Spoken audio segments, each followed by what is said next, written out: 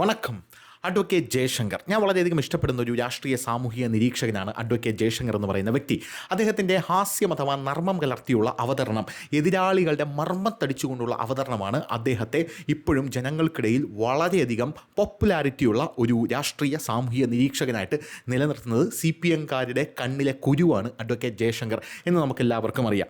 എന്ത് തന്നെയായാലും കഴിഞ്ഞ ദിവസം ദിലീപിൻ്റെ വിധി പുറത്തു വന്ന സാഹചര്യത്തിൽ പല ആൾക്കാരും ഈ വിധി പുറത്തു വന്നതിന് ശേഷം കോടതിയെ കുറ്റം പറയുന്നുണ്ട്, ജഡ്ജിയെ കുറ്റം പറയുന്നുണ്ട്. ജഡ്ജി എന്ന് പറയുന്നത് ദിലീപിൻ്റെ പിണിയാളാണ് എന്നൊക്കെ പറയുന്നുണ്ട്. ആദ്യം തന്നെ ഒരു കാര്യം ഞാൻ പറഞ്ഞുകൊള്ളട്ടെ, ഇതൊക്കെ കണ്ടംപ്റ്റ് ഓഫ് കോർട്ടാണ് എന്നുള്ളതാണ്. ഈ കണ്ടംപ്റ്റ് ഓഫ് കോർട്ടാണ് എന്ന് പറയുമ്പോൾ ചില ആൾക്കാർ മുന്നിലോട്ട് വയ്ക്കുന്ന വാദമാണ് ഭയങ്കര രസകരമായിട്ടുള്ള വാദം എന്ന് പറയുന്നത്. ഇന്ത്യയിൽ ജനാധിപത്യമാണ്, ജനങ്ങൾക്ക് മുകളിലല്ല കോടതി, ജനങ്ങൾ തെരുവിലേക്ക് ഇറങ്ങണം എന്നൊക്കെയാണ് പല വക്കീലന്മാർ പോലും വന്ന് പറയുന്നത് എന്നുള്ളതാണ് എന്നെ അതിശയിപ്പിക്കുന്ന ഒരു കാര്യം എന്ന് പറയുന്നത്. ഇവരോടൊക്കെ എനിക്ക് പറയാനുള്ളത്, ഇവിടെ നിൻ്റെയൊക്കെ തലയ്ക്ക് വല്ല ഓളം ഉണ്ടാടാ? അറിയാത്തത് കൊണ്ട് ചോദിക്കുകയാണ്, നിൻ്റെയൊക്കെ തലയ്ക്ക് വല്ല ഓളം ഉണ്ടാ? ഇന്ത്യയിൽ ജനാധിപത്യത്തിന് താഴെയാണ് കോടതി എന്നാണ് പറയുന്നത്. അതുകൊണ്ട് ജനങ്ങൾ പറയുന്നത് കോടതി കേൾക്കണം എന്നാണ് നീയൊക്കെ പറയുന്നത്. ജനങ്ങൾ 100 പേരെ ഒരു കേസെടുത്ത് പഠിപ്പിച്ച് 100 പേരെ നിരത്തി നിർത്തിയാൽ എത്ര മെറിറ്റ് ഉണ്ടെങ്കിലും 100 പേരും 100 അഭിപ്രായമായിരിക്കും പറയുന്നത്. ഈ 100 അഭിപ്രായം പറയുന്നതും കേട്ടിട്ട് കോടതിക്ക് എന്നാൽ പിന്നെ ആ 100 അഭിപ്രായം അങ്ങ് നടക്കട്ടെ എന്ന് പറയാനായിട്ട് സാധിക്കുമോ? അല്ല, എനിക്ക് അറിയാൻ പാടില്ലാത്തതുകൊണ്ട് ചോദിക്കുക, സാധിക്കുമോ? ദിലീപ് നല്ലവനാണെന്നൊരു ടീം പറയുന്നു, ദിലീപ് മോശപ്പെട്ടവനാണെന്ന് വേറൊരു ടീം പറയുന്നു. ദിലീപ് നല്ലവനാണോ മോശപ്പെട്ടവനാണോ എന്ന് ഞങ്ങൾക്കറിയില്ല എന്ന് വേറൊരു ടീം പറയുന്നു. അതിജീവിതയാണ് ഇതിൽ വില്ലത്തി എന്ന് വേറൊരു ടീം പറയുന്നു. മഞ്ജു വാര്യരാണ് വില്ലത്തി എന്ന് വേറൊരു ടീം പറയുന്നു. ഇതെല്ലാം കോടതി കേൾക്കുകയാണ്. ജനാധിപത്യമാണല്ലോ. അപ്പോൾ ജനാധിപത്യം എന്ന് പറഞ്ഞാൽ ഓരോ പൗരൻ്റെ വാക്കിനും അവിടെ വിലയുണ്ട്. മനസ്സിലായില്ലേ? ജനാധിപത്യം എന്ന് പറഞ്ഞാൽ ഓരോ പൗരൻ്റെ വാക്കിനും വിലയുണ്ട്. അല്ലാതെ ഞങ്ങൾ പറയുന്നത് കോടതി കേൾക്കണം എന്ന് പറഞ്ഞു ഒരു ടീം നിന്ന് കഴിഞ്ഞാൽ 100 പേരെ എടുത്താൽ 100 പേര് പറയുന്നതും കോടതി കേൾക്കേണ്ടി വരും. അതിലും ഭേദം കൃത്യമായ തെളിവുകൾ കൊണ്ട് നിരത്തുക. തെളിവുകൾ കൊണ്ട് നിരത്തിയതാ മടോക്ക് തെളിവുണ്ടാ? ഈ തെളിവാണ് എന്താണ് ഏറ്റവും വലിയ സാധനം. ഈ തെളിവ് കണ്ട് വിധി പറയും. ഈ തെളിവ് കൊണ്ടുവരേണ്ടത് ആരാണ്? പോലീസാണ് കൊണ്ടുവരേണ്ടത്. ആ പോലീസ് തെളിവ് കൊണ്ടുവന്ന് നിരത്തുമ്പം അതനുസരിച്ച് ഒരു വിധി അങ്ങോട്ട് പറയും. അങ്ങനെ വിധി പറയുമ്പം അതനുസരിക്കുക. ഇതാണ് ജനാധിപത്യത്തിന് ഏറ്റവും ഭൂഷണമായിട്ടുള്ള കാര്യവും ഏറ്റവും ലോജിക്കലായിട്ട് ചെയ്യാൻ പറ്റുന്ന കാര്യം എന്ന് പറയുന്നത്. അല്ലാതെ ജനങ്ങൾ പറയുന്നത് പോലെ കോടതി അനുസരിക്കണം എന്ന് പറഞ്ഞു കഴിഞ്ഞാൽ പിന്നെ എന്തിനാണ് നീയൊക്കെ കോട്ടിട്ടുകൊണ്ട് അവിടെ ഇരിക്കണത് എന്ന് മാത്രമേ എനിക്ക് ചോദിക്കാനുള്ളൂ. പിന്നെ വക്കീലന്മാരൊന്നും വേണ്ടല്ലോ. എൻ്റെ വീട്ടിലൊരു കള്ളം കയറി അവനെ ഇടിച്ചു നൂട്ട് കോടതിയിൽ കൊണ്ട് നിർത്തിയിട്ട് ഞാൻ പറയണു അവനെ അങ്ങ് തൂക്കിക്കൊന്നേരെ എന്ന് പറയണം. അപ്പോൾ ജഡ്ജി പറയണം, അയ്യോ അത് പറ്റൂല, ആദ്യം അവൻ കുറ്റം ചെയ്തിട്ടുണ്ടാന്ന് അറിയട്ടെ. നിൻ്റെ വീട്ടിൽ അവൻ അതിക്രമിച്ച് കയറി, എന്തിനാ മോനെ അതിക്രമിച്ച് കയറിയത്? അപ്പോൾ അവൻ പറഞ്ഞു എനിക്ക് വിശക്കുന്നു. നമ്മുടെ അട്ടപ്പാടിയിലെ മധുവിൻ്റെ കേസ് അറിയാമല്ലോ, അതുപോലെ ആരെങ്കിലും ആണെങ്കിലോ എനിക്ക് വിശക്കുന്നു, കുറച്ച് ഭക്ഷണം കഴിക്കാൻ വേണ്ടി കയറിയതാണ് എന്ന് അവൻ പറയുന്നു. അപ്പോൾ ജഡ്ജി പറയുന്നു, അവൻ വിശക്കുന്നതുകൊണ്ട് ഭക്ഷണം കഴിക്കാനല്ലേ കയറിയത്, ഒരു ചെറിയൊരു ആനുകൂല്യം നമുക്ക് കൊടുത്തൂടെ? അപ്പം ഞാൻ പറയണത് അതൊന്നുമല്ല, അവൻ അതിനൊന്നുമല്ല കയറിയത്, അവൻ എന്നെ കൊള്ളയടിക്കാനാണ് കയറിയത്, എനിക്കിത് സഹിക്കാൻ പറ്റില്ല, ഇവനെ തൂക്കിക്കൊല്ലണം എന്ന് ഞാൻ പറയുന്ന ഒരു സാഹചര്യം ഉണ്ടാവുകയാണ്. ഒരു മാനുഷിക പരിഗണന ഞാൻ കൊടുക്കാതെ എങ്ങനെ ഇരിക്കും? അല്ല, ഞാൻ അറിയാൻ പാടില്ലാത്തതുകൊണ്ട് ചോദിക്കുക, എങ്ങനെ ഇരിക്കും? അപ്പോൾ അത് എല്ലാം കോടതി പരിശോധിക്കും. അതായത് കുറ്റവാളി എന്ന് പറയുന്ന ഒരു വ്യക്തി കുറ്റവാളിയാകുന്നത് കുറ്റം തെളിയിക്കുമ്പോഴാണ്. ആണോ അല്ലയോ? അങ്ങനെ കുറ്റം തെളിയിക്കുമ്പോഴാണ് ഒരാൾ കുറ്റവാളിയാകുന്നത്. അതുവരെ അയാൾ എന്താണ്? കുറ്റാരോപിതൻ മാത്രമാണ്. പിന്നെ നമ്മുടെ മാധ്യമങ്ങളുണ്ടല്ലോ, മാധ്യമങ്ങൾ കുറേ സാധനങ്ങൾ എടുത്തിട്ട് ഇങ്ങനെ നിരത്തും. ഉദാഹരണത്തിന് ഇപ്പോൾ രാഹുൽ മാങ്കൂട്ടത്തിൻ്റെ കേസ് എടുക്കാം. രാഹുൽ മാങ്കൂട്ടത്തിൻ്റെ കേസിൽ മാധ്യമങ്ങൾ കുറേ കാര്യങ്ങൾ ജനങ്ങൾക്ക് മുമ്പിൽ എടുത്ത് നിരത്തിയല്ലോ. ജനങ്ങൾക്ക് മുമ്പിൽ എടുത്ത് നിരത്തിയ പല കാര്യങ്ങളും രാഹുൽ മാങ്കൂട്ടത്തിൻ്റെ ഓഡിയോ ക്ലിപ്പ്, രാഹുൽ മാങ്കൂട്ടത്തിൻ്റെ പല പല ചാറ്റുകൾ, അങ്ങനെ പല കാര്യങ്ങളും എടുത്ത് നിരത്തി ഫോറൻസിക് പരിശോധനയിൽ ഇതൊക്കെ സത്യമാണെന്ന് തെളിയുകയും ചെയ്തു. ദിലീപിൻ്റെ കേസിൽ ഇങ്ങനെ എന്തെങ്കിലും മാധ്യമങ്ങൾ നിരത്തിയിട്ടുണ്ടോ? നിരത്തിയിട്ടുണ്ട്. പല അഭ്യൂഹങ്ങളും നിരത്തിയിട്ടുണ്ട്. അഭ്യൂഹങ്ങൾ മാത്രമാണ് ദിലീപിൻ്റെ കേസിൽ യുവമാരെ നിരത്തിയത് എന്നുള്ളതാണ് വേറൊരു കാര്യം. പലപ്പോഴും ഇതൊക്കെ നേരിട്ട് കണ്ടതുപോലെയാണ് ഇവർ പറയുന്നത് എന്നുള്ളത്. ഒരു കുടുംബ പ്രശ്നം സ്വാഭാവികമായിട്ട് എല്ലാ കുടുംബത്തിലും ഉണ്ടാകുന്ന കാര്യം. എൻ്റെ കുടുംബത്തിൽ വന്നാലും നിങ്ങളുടെ കുടുംബത്തിൽ വന്നാലും, നിങ്ങളിപ്പോൾ ഉദാഹരണത്തിന് നിങ്ങളുടെ മകനെ ഒരു വടിയെടുത്ത് അടിക്കുകയാണ്, ചെറുക്കൻ പഠിച്ചില്ല, വടിയെടുത്ത് അടിക്കുകയാണ്. ഈ വടിയെടുത്ത് അടിക്കുന്നത് നിങ്ങളുടെ കുടുംബത്തിൽ നടക്കുന്ന ഒരു ചെറിയൊരു കാര്യമാണ്, സ്വാഭാവികം എന്ന് നമ്മുടെ നാട്ടുകാരെല്ലാവരും പറയുന്ന ഒരു കാര്യമാണ്. ഇങ്ങനെ വടിയെടുത്ത് അടിക്കുമ്പോൾ പുറത്തുനിന്നൊരു മാധ്യമ പ്രവർത്തകൻ വന്ന് നോക്കുമ്പോൾ കൊച്ചിനെ അടിക്കുന്നു, കൊച്ചാണെങ്കിൽ പിഞ്ചു കൊച്ച്, അവൻ അടിക്കുന്ന ചൂരൽ വെച്ച് ബാലാവകാശ കമ്മീഷനിൽ കൊണ്ട് കേസ് കൊടുക്കട്ടാടാ. ബാലാവകാശ കമ്മീഷൻ കൊണ്ട് കേസ് കൊടുത്തു കഴിഞ്ഞാൽ എന്തായിരിക്കും നിൻ്റെയൊക്കെ അവസ്ഥ? അപ്പോൾ അവിടെ ചെന്നിട്ട് പറയാൻ, ഇല്ല ഞാൻ എൻ്റെ കുഞ്ഞിനെ പഠിക്കാൻ വേണ്ടി അടിച്ച എന്നൊന്നും പറഞ്ഞിട്ട് ഒരു കാര്യമല്ല. എൻ്റെ പൊന്നു മക്കളെ പിടിച്ചകത്തിടും. അതാണ് നമ്മുടെ നാട്ടിലെ സെറ്റപ്പ് എന്ന് പറയുന്നത്. അപ്പോൾ മാധ്യമങ്ങൾ ഇതിൽ കയറി ഇടപെട്ടല്ലോ. അങ്ങനെ മാധ്യമങ്ങൾ ഇതിൽ കയറി ഇടപെട്ടതിന് ശേഷം മാധ്യമങ്ങൾ ഈ വിഷയത്തെ എന്ത് ചെയ്തു? ഈ വിഷയത്തെ മാധ്യമങ്ങൾ പറയുന്നത് 2017 ഏപ്രിൽ 12 ദിലീപിന് എന്ത് ചെയ്തു? പൾസർ സുനി കത്തയച്ചു. ഈ പൾസർ സുനി കത്തയച്ചത് എന്താണ്? ഏറ്റവും വലിയ തെളിവാണല്ലോ ദിലീപ് ഇത് ചെയ്തത് എന്നുള്ളതിന്. അന്ന് ദിലീപിന് പൾസർ സുനി കത്ത് നല്ല ഗംഭീര കത്താണ്, വായിച്ചു നോക്കണം. ദിലീപിന് എൻ്റെ ദിലീപേട്ടാ ഇത് സുനിയാണ് എന്ന് പറഞ്ഞുകൊണ്ടാണ് പൾസർ സുനി കത്തയക്കുന്നത്. അയ്യോ, ഭയങ്കര ബുദ്ധിയുള്ളൊരു ക്രിമിനലാണ് കേട്ടോ പൾസർ സുനി. ആ പൾസർ സുനിയാണ് ദിലീപിന് കത്തയക്കുന്നത്. അപ്പോൾ അതിനകത്ത് കിടന്ന് പൾസർ സുനി എൻ്റെ പിണറായി വിജയൻ സഖാവേ എന്ന് പറഞ്ഞ് കത്തയച്ച നടിയെ പീഡിപ്പിക്കുക ആളെ വിട്ടത് എവനെ വിട്ടത് പിണറായി വിജയൻ. അല്ലെങ്കിൽ നരേന്ദ്രമോദി ജി എന്ന് പറഞ്ഞ് കത്തയച്ച നടിയെ പീഡിപ്പിക്കുക ആളെ വിട്ടത് നരേന്ദ്രമോദി. അങ്ങനെ നമ്മളത് വ്യാഖ്യാനിക്കേണ്ടി വരും. അയ്യോ, അപാര ബുദ്ധിയാണ്, കൊണ്ടുപോയി ഉപ്പിലിട്ട് വയ്ക്കണം, പറയാതിരിക്കുക യാതൊരുവിധ നിർവാഹമില്ല. ഇനി അടുത്തൊരു പ്രധാനപ്പെട്ട കാര്യം, സൗണ്ട് തോമ മുതൽ ജോർജേട്ടൻ സ്പൂരം വരെ ഞങ്ങൾക്കിടയിൽ നടന്നത് ഞാൻ ആരോടും പറഞ്ഞിട്ടില്ല എൻ്റെ ദിലീപേട്ട എന്ന് ഈ പൾസർ സുനി പറഞ്ഞതിൻ്റെ അർത്ഥം എന്താണ്? പൾസർ സുനി പറഞ്ഞതിൻ്റെ അർത്ഥം ഈ സൗണ്ട് തോമ മുതൽ ജോർജേട്ടൻ സ്പൂരം വരെ ഒന്ന് മാധ്യമങ്ങൾ ഇഴകേറി പരിശോധിച്ചപ്പോൾ കാണാൻ 2012 ഫെബ്രുവരി 12 ദിലീപിൻ്റെ ഫോണിൽ ഒരു സ്വകാര്യ സംഭാഷണം മഞ്ജു വാര്യർ കണ്ടു. അങ്ങനെ മഞ്ജു വാര്യർ അങ്ങനെ സ്വകാര്യ സംഭാഷണം കണ്ടപ്പോൾ മഞ്ജു വാര്യർ അങ്ങ് കിടുങ്ങി. ചിലപ്പോൾ കിടുങ്ങി കാണും. ദിലീപും കാവ്യ മാധവനും തമ്മിൽ അങ്ങനെ എന്തെങ്കിലും ബന്ധമുണ്ടായി കാണും. അങ്ങനെ ബന്ധമുണ്ടായിരുന്ന സമയത്ത് മഞ്ജു വാര്യർ കണ്ട് ഇത് കിടുങ്ങി കാണും. അങ്ങനെ മാധ്യമങ്ങൾ അങ്ങ് എടുത്ത് പറയാം. അങ്ങനെ കിടുങ്ങിയ ശേഷം 2015 മഞ്ജു വാര്യർ എന്ത് ചെയ്തു? ദിലീപിൻ്റെ കയ്യിൽ നിന്ന് ഡൈവേഴ്സ് വാങ്ങിച്ചുകൊണ്ട് പോയി. അതിനിടയിൽ മഞ്ജു വാര്യർ ഈ ആക്രമിക്കപ്പെട്ട നടിയുടെ അടുത്താണ് പല കാര്യങ്ങളും ചോദിച്ചറിഞ്ഞത്. ഇത് ദിലീപിന് പകയായി എന്നാണ് ഇവിടെയുള്ള മാധ്യമങ്ങൾ പറഞ്ഞു പരത്തുന്നത്. ഇത് ആക്ച്വലി അവരുടെ കുടുംബത്തിനകത്ത് നടക്കുന്ന ഒരു കാര്യമാണ്. മാധ്യമപ്രവർത്തകർക്കിടയിൽ ഈ സംഭവം ഒന്നുമില്ല. എന്നെ കൊണ്ട് വാ തുറപ്പിക്കരുത്, വാ തുറന്നാൽ നീയൊക്കെ നാറിപ്പോവും. ഇനി അടുത്തൊരു പ്രധാനപ്പെട്ട കാര്യം, അങ്ങനെ 2012 2015 ഇടയിൽ ഇങ്ങനെ എൻ്റെ കുടുംബജീവിതം ആര് തകർത്തു? ഈ അതിജീവിത തകർത്തു എന്ന് പറഞ്ഞുകൊണ്ട് എൻ്റെ കുടുംബജീവിതം അതിജീവിത തകർത്തു, അതുകൊണ്ട് അതിജീവിതം എന്ത് ചെയ്യണം? പീഡിപ്പിച്ച് ലൈംഗിക ദൃശ്യങ്ങൾ പകർത്തണമെന്ന് ദിലീപ് പൾസർ സുനിക്ക് കൊട്ടേഷൻ കൊടുക്കണം. ഇതാണ് മാധ്യമങ്ങളുടെ നരേഷൻ. ഇതെല്ലാം കോടതിയിൽ പൊളിഞ്ഞുപോയി എന്നുള്ളതാണ് ഈ പച്ചയായിട്ടുള്ള യാഥാർത്ഥ്യം. ഇതൊക്കെ നിങ്ങളുടെ മുമ്പിൽ മാധ്യമങ്ങൾ നിരത്തുന്നതാണ്. മാധ്യമങ്ങൾ അങ്ങനെ നിരത്തുമ്പോൾ സത്യം പറഞ്ഞാൽ നിങ്ങൾ ചിന്തിക്കുന്ന എന്താണ്? ഓ, ദിലീപ് അവൻ മണ്ട പറഞ്ഞു പോട്ടെ, അവ ഇത്രയൊക്കെ നേടിയതല്ലേ എന്നൊക്കെ ഉള്ളൊരു തോന്നൽ സ്വാഭാവികമായിട്ടും നമ്മുടെ മലയാളികളുടെ ഉള്ളിലുണ്ടാവും. ഒരു ചൊല്ലുണ്ടല്ലോ, കേട്ടിട്ടുണ്ടോ? അതായത് മലയാളികൾ ആദ്യം എടുത്ത് ഉയർത്തും, പിന്നെ എവിടെയെങ്കിലും ചവിട്ടി താക്കാൻ പറ്റുമോ എന്നൊരു അവസരം മലയാളികൾ കാത്തിരിക്കും. ഇതാണ് മലയാളികളുടെ ഒരു സംഭവം എന്ന് പറയുന്നത്. ഇത് ഞാൻ പറയുന്നതല്ല, ഇത് പൊതുവേ എല്ലാവരും പറയുന്ന സംഭവമാണ്. അതായത് വാനോളം അങ്ങ് പൂഴ്ത്തും മലയാളികൾ പലരും. അങ്ങനെ പൂഴ്ത്തി മുകളിൽ കൊണ്ടെത്തിച്ചിട്ട് ഒരു ദിവസം ഫേസ്ബുക്കിൽ ഒരു പോസ്റ്റ് വരും. ഈ മുകളിൽ നിൽക്കുന്ന വ്യക്തിയെ വിമർശിച്ചുകൊണ്ടായിരിക്കും ആ പോസ്റ്റ് എന്ന് പറയുന്നത്. ആ പോസ്റ്റിനെ ഏറ്റുപിടിക്കാൻ കുറേ ആൾക്കാർ വരും, അനുകൂലിക്കാൻ വരും, പ്രതികൂലിക്കാൻ വരും, പിന്നെ പ്രതികൂലിക്കുന്ന ആൾക്കാർ കൂടി വരും. അങ്ങനെ അതിഭീകരമായിട്ടുള്ള പ്രശ്നങ്ങളുണ്ടാകും. അതായത് ഒരുത്തം വളർന്ന് മുകളിലോട്ട് പോകുമ്പോൾ ഉണ്ടാകുന്ന സ്വാഭാവികമായിട്ടൊരു കണ്ണുകടി എന്ന് മാത്രമേ ഇതിനെ വിശേഷിപ്പിക്കാനായിട്ട് സാധിക്കുകയുള്ളൂ. ഇത് എല്ലാ മലയാളികളെ ഉദ്ദേശിച്ച് പറയുന്നതല്ല.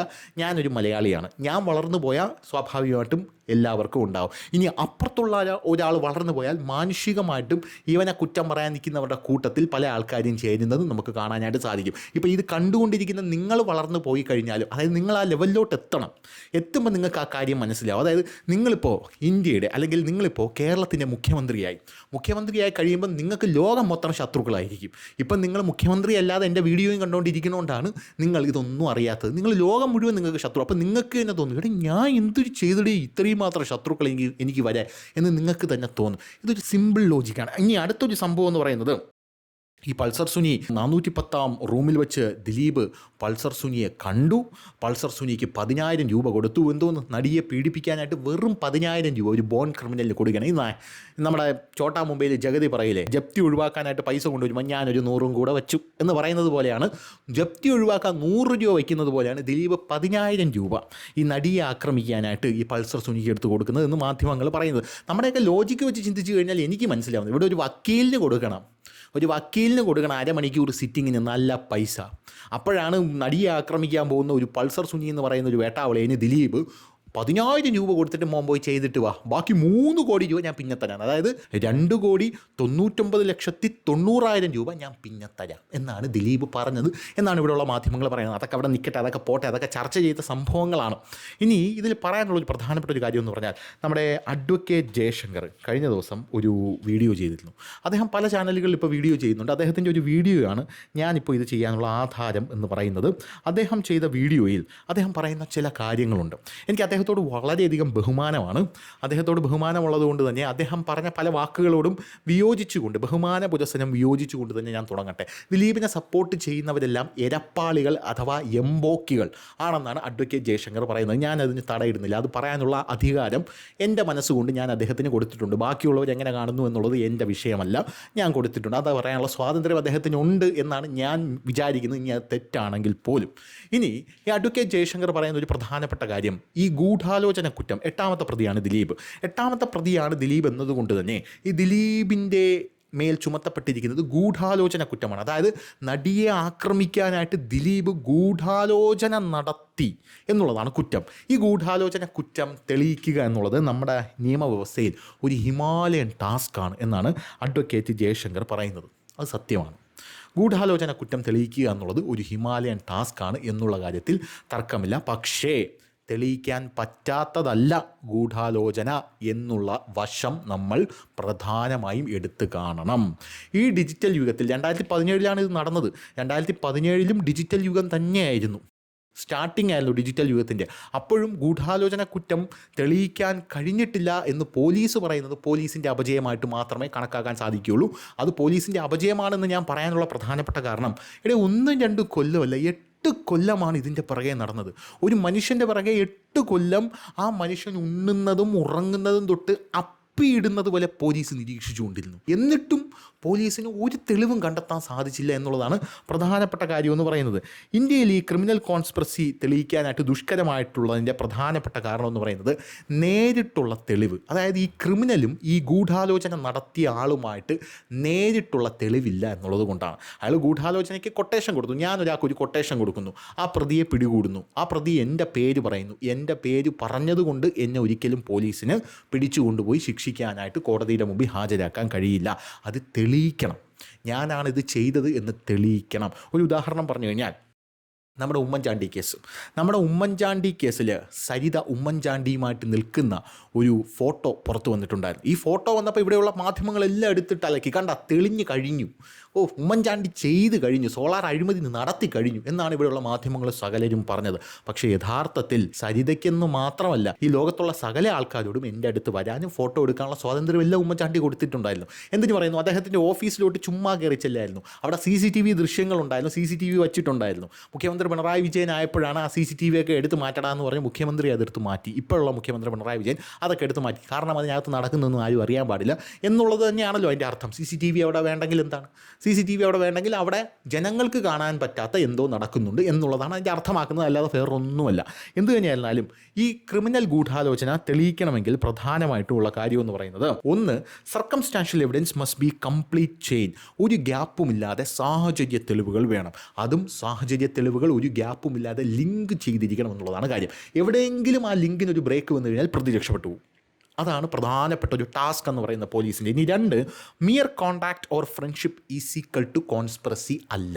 അതായത് ഈ കുറ്റവാളിയുമായിട്ട്, അപ്പം ഒരു കുറ്റവാളി, ഒരു പീഡകൻ, അല്ലെങ്കിൽ ഒരു ബലാത്സംഗ കേസ് പ്രതി, അല്ലെങ്കിൽ ഒരു പിടിച്ചുപറിക്കാരൻ എൻ്റെ ഒരു ഫ്രണ്ടാണ്, അവൻ എൻ്റെ കൂടെ പണ്ട് പഠിച്ചിട്ടുണ്ട്, കോളേജിലോ സ്കൂളിലോ എന്തോ പഠിച്ചിട്ടുണ്ട്, അങ്ങനെ എനിക്ക് അവനുമായിട്ടൊരു ഫ്രണ്ട്ഷിപ്പ് ഉണ്ട്, അല്ലെങ്കിൽ വാട്സപ്പ് വഴി ഞങ്ങൾ ബന്ധപ്പെടാറുണ്ട്, വാട്സപ്പ് വഴി സംസാരിക്കാറുണ്ട്. ഇങ്ങനെയുള്ളൊരു സാഹചര്യത്തിൽ ഒരു മിയർ കോണ്ടാക്റ്റ് ഉള്ളത് എന്താണ്, ഞാനും അയാളുമായിട്ട് കോൺസ്പിറസി നടത്തി എന്നുള്ളതിന് തെളിവല്ല എന്നുള്ളതാണ് പ്രധാനപ്പെട്ട കാര്യം. ഇനി മോട്ടീവ് മാത്രം മതിയാകില്ല എന്നുള്ളതാണ് വേറെ മൂന്നാമത്തെ പ്രശ്നം എന്ന് പറയുന്നത്. മോട്ടീവ്, ഓപ്പർച്യൂണിറ്റി, സസ്പിഷൻ, ഇത് മൂന്നും കോൺസ്പിറസി ആകില്ല എന്നാണ് കോടതി പറയുന്നത്. Agreement it self must be proved. അതായത് ഞാൻ അവന് കൊട്ടേഷൻ കൊടുത്തിട്ടുണ്ട് എന്ന് കൃത്യമായിട്ടുള്ള എഗ്രിമെൻറ്റ് ഫ്രണ്ടിൽ വരണം. അത് ഏത് രീതിയിലുമാകാം. ഞാൻ അവന് പൈസ കൈമാറിയിട്ടുണ്ട്, എടാ നീ ഇത് പോയി ചെയ് എന്നുള്ള കാര്യം പൈസ കൈമാറിയിട്ടുണ്ട്. ഈ എഗ്രിമെൻറ്റ് കൃത്യമായിട്ട് കോടതിയുടെ മുമ്പിൽ വരണം. എങ്കിൽ മാത്രമേ ഇത് തെളിയിക്കാനായിട്ട് സാധിക്കുകയുള്ളൂ. അത് അഡ്വക്കേറ്റ് ജയശങ്കർ പറഞ്ഞത് വളരെയധികം കറക്റ്റാണ്. പക്ഷേ എൻ്റെ ഈ വീഡിയോയുടെ ആധാരം എന്ന് പറയുന്നത് അദ്ദേഹം ഇതിന് പറഞ്ഞ 2 എക്സാമ്പിൾസാണ്. 2 എക്സാമ്പിൾസിൽ ഒരെണ്ണം എന്ന് പറയുന്നത് TP ചന്ദ്രശേഖരൻ വധക്കേസാണ്. TP ചന്ദ്രശേഖരൻ വധക്കേസ് ഞാൻ എടുക്കാം, രണ്ടാമത്തത് ഞാൻ ചെറുതായിട്ട് പറഞ്ഞു വരാം. TP ചന്ദ്രശേഖരൻ വധക്കേസിൽ അദ്ദേഹം പറയുന്നത് വലിയൊരു കോൺസ്പിറസി നടന്നിട്ടുണ്ട് TP ചന്ദ്രശേഖരൻ വധക്കേസിൽ.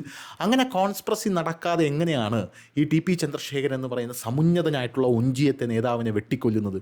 AKG സെൻറ്ററിലിരിക്കുന്ന പല മഹാന്മാരും ഇതിന് പിന്നിലുണ്ട്. AKG സെൻറ്റർ അറിയാതെ ഇത് നടക്കില്ല. ഇപ്പോൾ കുഞ്ഞനന്ദൻ ഒന്ന് വാ തുറന്നിരുന്നുവെങ്കിൽ ഇപ്പോൾ മന്ത്രി കസേരയിലിരിക്കുന്ന പല ആൾക്കാരും ഇന്ന് ജയിലിൻ്റെ തിണ്ണയിലിരുന്നേനെ എന്നാണ് അഡ്വക്കേറ്റ് ജയശങ്കർ പറയുന്നത്. അത് സത്യമായിട്ടുള്ളൊരു കാര്യമാണ്. പക്ഷേ അവിടെ ഗൂഢാലോചന കുറ്റം തെളിയിക്കാനായിട്ട് സാധിച്ചില്ല എന്നുള്ളതാണ്. എന്തുകൊണ്ടാണ് അത് തെളിയിക്കാനായിട്ട് സാധിക്കാത്തത് എന്നുള്ളൊരു ചോദ്യമുണ്ട്.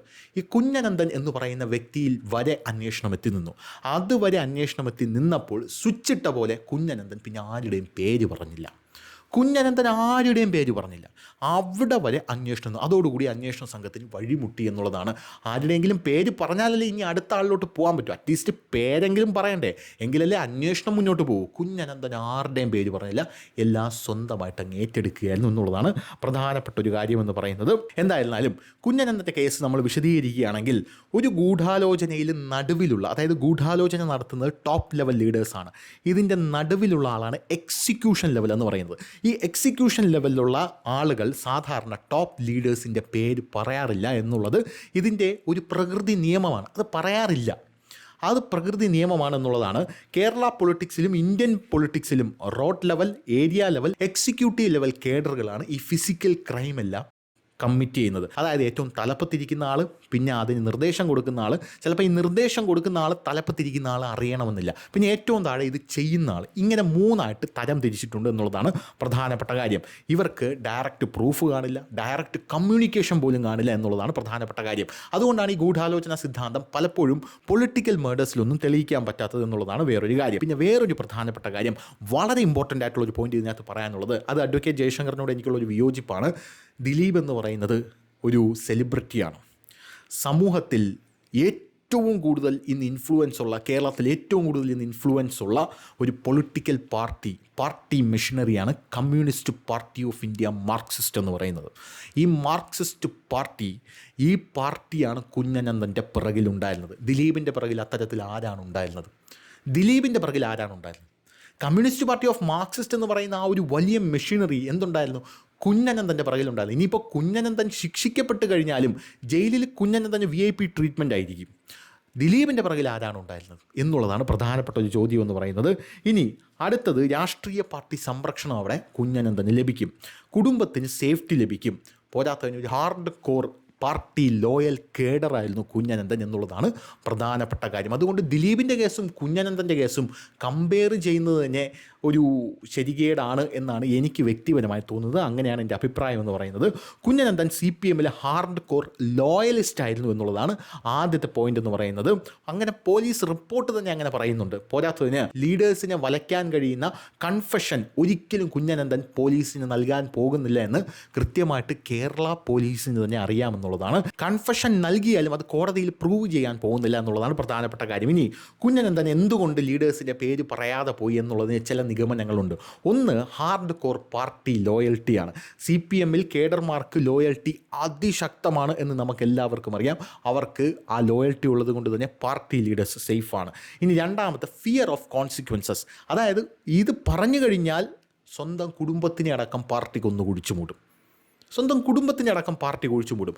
ഇനി ഇത് പറയാതിരുന്നാലോ, പാർട്ടിയുടെ ആജീവനാന്ത സംരക്ഷണം, കുടുംബത്തിനുള്ള സംരക്ഷണം, ആ കുടുംബം മുഴുവൻ പാർട്ടി ഏറ്റെടുക്കും എന്ന് കൃത്യമായി ഇവിടെയുള്ള പാർട്ടി കേഡറുകൾക്ക് അറിയാമെന്നുള്ളതാണ് പ്രധാനപ്പെട്ട കാര്യമെന്ന് പറയുന്നത്. പാർട്ടിയെപ്പറ്റി ഒരു വാക്കോ അല്ലെങ്കിൽ പാർട്ടി നേതാക്കളെ പറ്റി ഒരു വാക്കോ മിണ്ടി പാർട്ടിയെ പ്രതിസ്ഥാനത്തിൽ കൊണ്ട് നിർത്തിക്കഴിഞ്ഞാൽ ഫ്യൂച്ചർ പ്രൊട്ടക്ഷൻ നഷ്ടമാകുമെന്നുള്ളതാണ് പ്രധാനപ്പെട്ട ഒരു കാര്യം. പാർട്ടിയുടെ പേര് പറഞ്ഞാലും കുഞ്ഞനന്തന് ഒരു ബെനിഫിറ്റും ഇല്ല എന്ന് കുഞ്ഞനന്തൻ കൃത്യമായി ബോധ്യപ്പെട്ടിരിക്കണം. ഏറ്റവും യാഥാർത്ഥ്യപരമായിട്ടുള്ള ഒരു കാര്യം എന്ന് പറഞ്ഞാൽ, CPM പോലുള്ള കർശനമായിട്ടുള്ള ഓർഗനൈസേഷണൽ ഡിസിപ്ലിനുള്ള പാർട്ടിയിൽ എക്സിക്യൂഷൻ ലെവൽ കില്ലേഴ്സ്, ടോപ്പ് ലീഡേഴ്സിൻ്റെ പേരുകൾ പറയാൻ ഒരിക്കലും പോവില്ല എന്നുള്ളതാണ്. അത് പാർട്ടിയോട് അവർക്കുള്ള ലോയൽറ്റി ആണെന്നുള്ളതാണ് പ്രധാനപ്പെട്ട ഒരു കാര്യം എന്ന് പറയുന്നത്. ഇത് ഒരു പച്ചയായിട്ടുള്ള യാഥാർത്ഥ്യമാണ്. അപ്പോൾ ഈ യാഥാർത്ഥ്യം അവിടെ നിലനിൽക്കുന്ന ഈ ഒരു സാഹചര്യത്തിൽ ദിലീപിൻ്റെ കേസിൽ ദിലീപിൻ്റെ മുകളിൽ ആരായിരുന്നു? ദിലീപിൻ്റെ മുകളിൽ ഇത്രയും വലിയൊരു പാർട്ടി സംവിധാനമോ ഒരു മെഷീനറിയോ ഇല്ലായിരുന്നു. ദിലീപിനൊരു ഗോഡ് ഫാദർ ഇല്ല, ദിലീപിനെ പ്രൊട്ടക്റ്റ് ചെയ്യാൻ ആരുമില്ല. അങ്ങനെ ആരുമില്ലാതെ നിൽക്കുന്ന ഒരാളാണ് ദിലീപ് എന്ന് പറയുന്നത്. ആ ദിലീപ് ഈ പൾസർ സുനിയെ വച്ചിട്ട് അതിജീവിതയെ ആക്രമിക്കാൻ പറഞ്ഞു വിടുമ്പോൾ അതെങ്ങനെയാണ് ശരിയാവുന്നത് എന്നൊരു ലോജിക്കലായിട്ട് നമ്മൾ ചിന്തിച്ച് നോക്കണ്ടേ?